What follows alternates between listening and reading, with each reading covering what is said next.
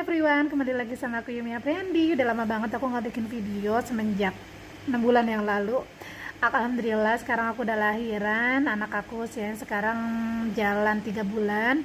Dan sekarang aku mau cerita tentang pengalaman aku, tentang kehamilan aku yang kemarin agak penuh dengan kayak was-was gitu, karena kehamilan aku di saat usia kehamilan 5 minggu aku mengalami pendarahan, terus di usia jalan 4 bulan aku juga mengalami pendarahan, dan itu bikin aku nangis, bikin aku takut, tapi aku pengen berusaha ikhlas kalau memang terjadi sesuatu yang tidak diinginkan. Oke, jadi aku tahu hamil itu sebelum telat haid ya teman-teman. Kalian bisa tonton video aku untuk mengetahui kehamilan sebelum telat haid di video aku sebelumnya. Oke, tonton ya. Terus aku kan hamil di usia kehamilan 1 bulan itu di tanggal 10 Agustus. Nah, aku mengalami ngeflag itu di tanggal 16 Agustus. Terus tiba-tiba dari flag terus keluar darah. Aku udah takut dong, karena di awal kehamilan aku sebelum aku telat haid itu aku udah ngeflag sehari, cuman ngeflag sekali doang gitu. Ternyata pas tanggal 16 aku kok ngeflag lagi, dan ngeflagnya ini diikuti dengan darah. Aku udah takut, aku udah kayak mikir aneh-aneh, negatif thinking gitu. Negatif thinking sih negatif thinking. Aku udah mikir, apakah kehamilanku ini kehamilan di luar kandungan, apakah kehamilan aku kehamilan anggur, apakah kehamilan aku ini lemah, terus aku keguguran. Jadi karena aku udah pernah mengalami keguguran, jadi aku udah worry lagi. Aku ngerasa apakah ini kesalahan aku, karena aku juga kecapean, masih antar jemput anak sekolah gitu, naik motor. Pokoknya pikirannya kayak ngerasa salah gitu aja.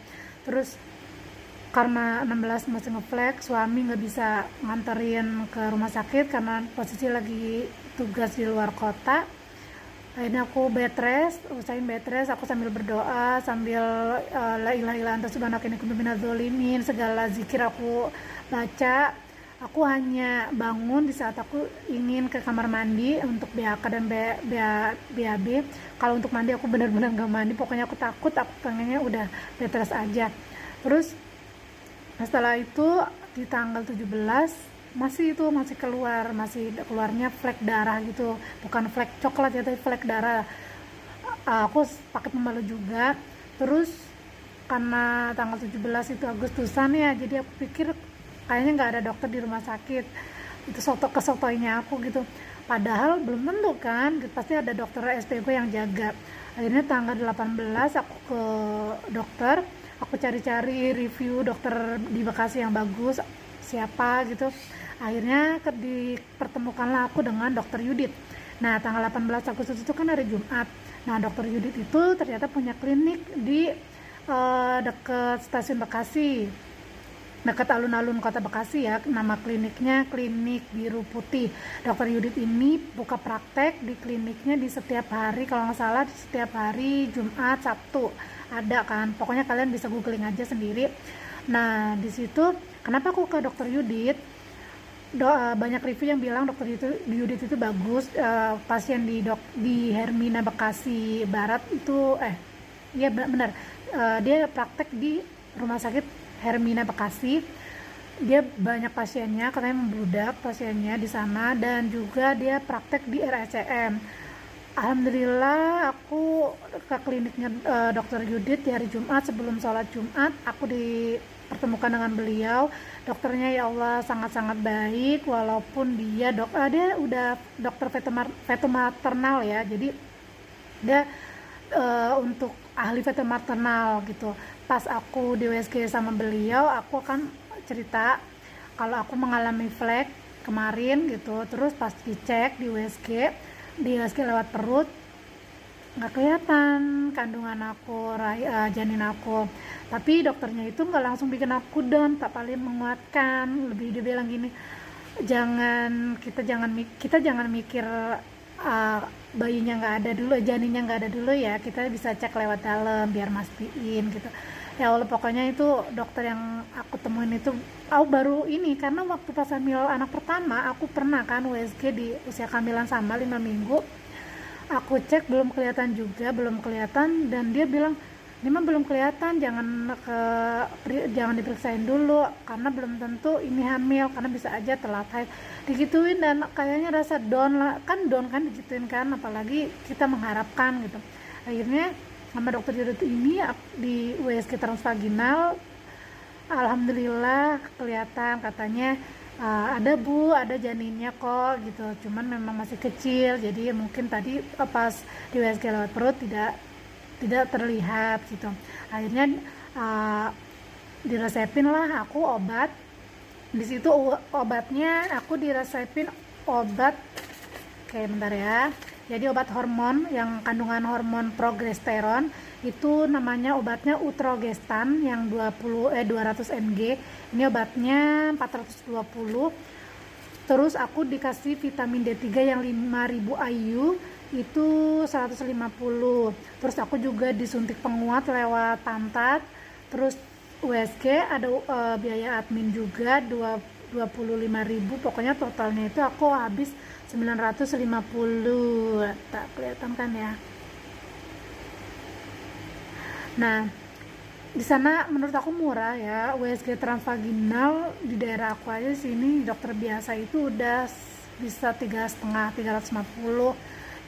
USG doang. Itu sama dokter biasa, ini sama dokter ahli fetal maternal kan cuman 250 di kliniknya. Dokternya juga pas aku diresepin juga kayak mungkin gak enak juga karena ngeresepin obatnya mahal gitu, karena 420 gitu kan. Dan ini obat ini juga bukan kita minum ya, jadi obatnya kita disuruh dimasukin ke vagina kita gitu. Ini obat keras ya, jadi harus sesuai resep dokter. Dan vitamin D3 5000 IU juga katanya harus sesuai resep dokter, kita nggak bisa beli di apotek seperti biasa gitu. Akhirnya dokternya bilang, ibu kalau misalkan ibu nggak mau menebus yang Utrogestan nggak apa-apa gitu. Terus tapi karena aku kan pengen yang terbaik ya buat keadaan janin aku, buat aku karena udah berharap udah lama juga, ini aku tebus aja. Dan alhamdulillah sepulang dari sana aku minum, alhamdulillah udah nggak ada keluar lagi flek, nggak ada pendarahan lagi. Dan aku tetap konsumsi vitamin D3. Setelah yang D3 yang diresepkan habis, aku beli yang D3 yang biasa yang 1000 IU. Banyak mereknya, kalian mau merek apapun ada lah ya, itu nggak perlu resep dokter. Terus akhirnya pas di usia kehamilan masuk ke 4 bulan, aku mengalami pendarahan lagi. Malam-malam mengalami pendarahan banyak seperti haid. Aku udah deg-degan, aku juga udah pasrah, dan aku nggak bisa tandain kan karena itu janin belum ada pergerakannya belum berasa. Jadi aku menunggu besok untuk USG lagi. Dan pas USG ternyata posisi ari-ari plasenta aku itu di bawah. Jadi kalau posisi di bawah itu tidak boleh kecapean, tidak boleh angkat berat, tidak boleh berhubungan seksual. Jadi benar-benar harus dijaga karena itu masih muter kan ya plasenta itu. Nah terus akhirnya aku dikasih resep lagi obat penguat, entah obat apa aku lupa, ngefotoin juga sama dokter. Aku nggak di dokter Yudit, aku dokter yang terdekat aja karena kejauhan. Dokter Yuditnya juga kan kalau ke kliniknya di Biru Putih itu di hari Jumat, waktu itu aku nggak lupa hari apa. Akhirnya aku diresepin, alhamdulillah nggak keluar lagi. Dan dari situ aku stop untuk berhubungan seksual. Terus aku juga berusaha santai aja dengan kerjaan rumah. Jadi bagi kalian yang mungkin sedang mengharapkan terus lagi hamil, diusahakan jangan terlalu capek. Mungkin ngerasa badan kita itu mampu dan nggak ngerasa capek, tapi kita tidak pernah tahu kandungan kita itu kuat atau enggak. Oke, terima kasih sudah nonton. Semoga video ini bermanfaat bagi kalian. Bye bye. Assalamualaikum.